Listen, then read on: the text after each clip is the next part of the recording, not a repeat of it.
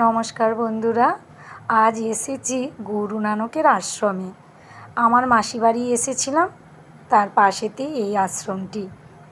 দেখুন গুরু নানকের আশ্রমটির ভিতরটি গুরু নানকের ফটো দিয়ে যেভাবে রেখেছে মন্দিরটি ওরা, তার ভিতরটাই আপনাদের সাথে শেয়ার করছি।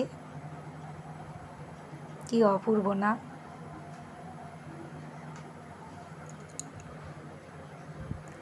আগে যখন এসেছিলাম 6 বছর আগে, তখন সব মাটির ছিল।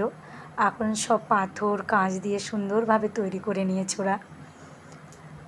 আর পুরোটাই চারদিকেই কিন্তু মাটি ছিল। ওরা চারদিকেই পাথর টালি বসিয়ে সুন্দর করে নিয়েছে। চলুন, ওরই সোজাসুজি একটা পুকুর করেছে ওরা। ওই পুকুরে এসে ওরা নাকি চান করে। আমার মাসিমণি বলল, যা যেয়ে 3 ফোঁটা মাথায় জল নিয়ে আয়। পুকুরটা খুব ভালো লাগছিল, চারদিকে গাছপালা দিয়ে ঘেরা, সুন্দরভাবে সাজিয়ে গাছগুলি লাগানো হয়েছে।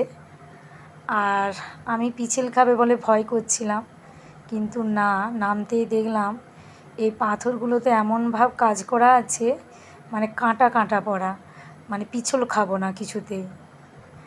আর যাই হোক, আমার মাথায় জল নেওয়া হয়ে গেছে।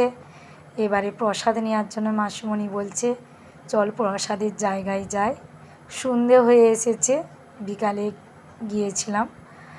আর প্রসাদের জায়গায় আমি চলে এসেছি। তারই পাশে একটা ওদের আরও বড় মন্দিরের উপরে কি আছে আমি দেখতে যাওয়ার জন্য যাচ্ছি।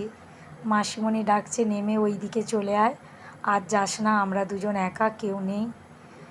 আর ভয়েতে নেমে এই দিকে চলে এলাম। আর এসে এইদিকে ওদের গুরুজি প্রসাদ দেওয়ার জন্য রেডি। আর আমি প্রসাদ নিলাম, মাসিমণিও নিল। আর এই পর্যন্তই। আর এই কড়া ভোগটা আমার খুব প্রিয়। এই ভোগটার নাম হচ্ছে কড়া ভোগ, সুজি ঘি দিয়ে তৈরি। আর সেই আগের স্বাদই আছে, মনটা ভরে উঠল। এই পর্যন্তই।